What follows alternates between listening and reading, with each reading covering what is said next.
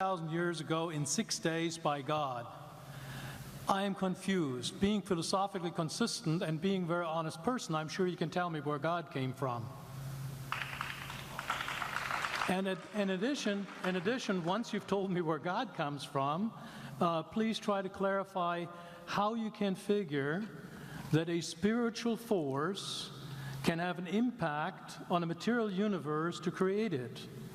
I think that some years ago we already talked about that kind of thing in philosophical circles at any rate, by posing the question, if angels are made of spiritual matter and a pen is made of material matter and spiritual matter displaces no space, how many angels can dance on the tip of a pen? I have a sense of sort of reversal experience here, but please do, go ahead. You got 5 minutes. Now, I just want to know which question. That's all right. You may take the rest of the minutes. We're supposed to do one question at a time. Which one would you like? That was part of the format for the debate. So which question? I want you to fill in the story of the rest of the beginning of the universe. God, spiritual matter, impact on material matter. Okay. So 2 questions. All right. Go ahead.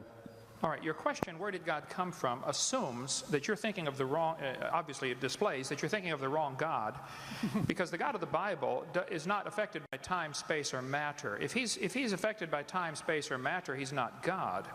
Time, space, and matter is what we call a continuum. All of them have to come into existence at the same instant, because if there were matter but no space, where would you put it?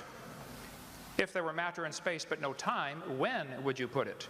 You cannot have time, space, or matter independently. They have to come into existence simultaneously. The Bible answers that in 10 words. In the beginning, there's time.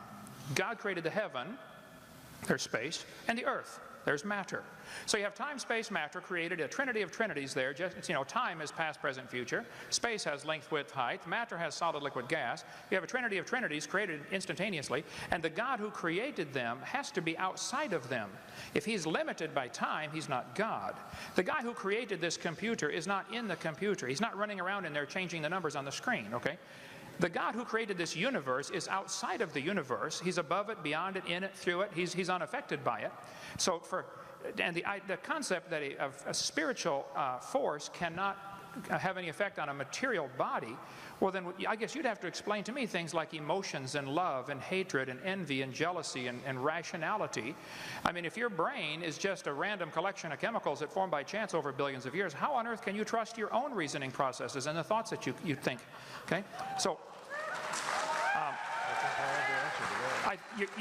your question, where did God come from, is assuming a limited God. And that's your problem. The God that I worship is not limited by time, space, or matter.